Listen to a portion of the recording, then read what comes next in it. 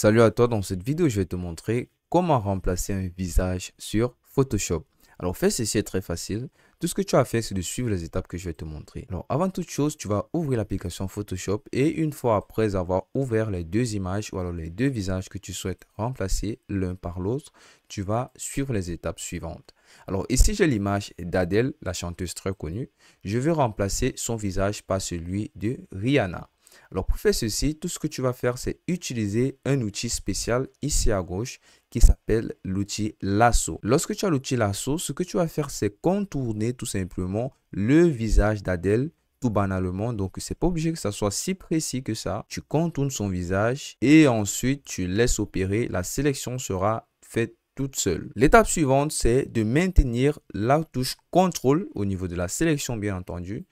De maintenir la touche CTRL et d'appuyer la touche C pour faire une copie. Et ensuite de retourner sur l'image d'Adèle ici pour faire un CTRL V. Donc tu maintiens la touche CTRL, tu appuies la touche V pour faire un collage. Voilà. Donc c'est ici qu'on va travailler. L'étape suivante, c'est de maintenir le calque que tu viens de déposer et ensuite de maintenir la touche CTRL et d'appuyer la touche T. Voilà, donc si tu n'arrives pas à faire cela, tu peux venir ici dans édition et dans transformation manuelle. Clique dessus. Ce qu'on va faire, c'est de réduire l'opacité du calque ici à droite. Donc on va réduire jusqu'à environ 50 ou 40 et on va ajuster le visage de Rihanna à celui d'Adèle de façon qu'il soit plus uniforme. Donc on va par exemple réduire là, faire roter tout simplement sur les côtés afin que les deux visages puissent s'ajuster automatiquement. Voilà, une fois que c'est bien ajusté, tu vas donc venir rétablir l'opacité à 100 et par la suite, tu vas maintenir la touche CTRL et sélectionner le calque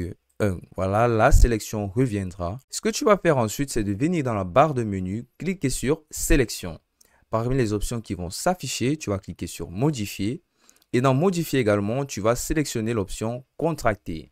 Alors, on va contracter la sélection à hauteur de 5 pixels. Donc, si ce n'est pas 5 de ton côté, tu vas écrire 5 pixels. Ensuite, cliquer sur OK. Donc, automatiquement, la sélection va réduire. Et par la suite, on va donc cliquer sur la deuxième image, donc l'image d'Adèle.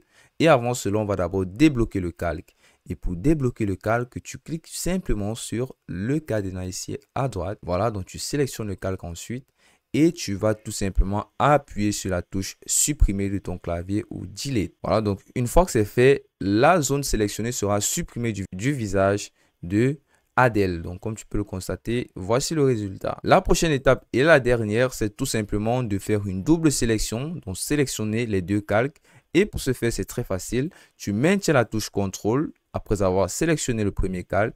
Tu sélectionnes le deuxième calque. Et ensuite, tu viens ici dans la barre de menu, tu cliques sur édition. Voilà, dans édition, tu vas donc scroller jusqu'à l'option fusion automatique des calques. Voilà. Et ici, la magie de Photoshop va s'opérer. Donc, tu vas sélectionner la deuxième méthode de fusion, empiler les images. Et lorsque tu as fait cela, tu vas cliquer sur OK et automatiquement, Photoshop va fusionner les deux calques. Alors, tu maintiens CTRL D pour désélectionner ou alors tu peux venir dans sélection ici.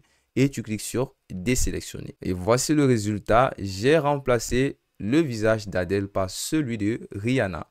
Alors là, c'est pas très net, mais tu peux modifier cela en venant par exemple sur l'outil correcteur automatique, par exemple là pour rendre uniforme le visage. Voilà, donc comme tu le constates, tu peux effacer petit à petit les petites traces de fusion. Voilà, c'est tout pour cette vidéo. À la prochaine.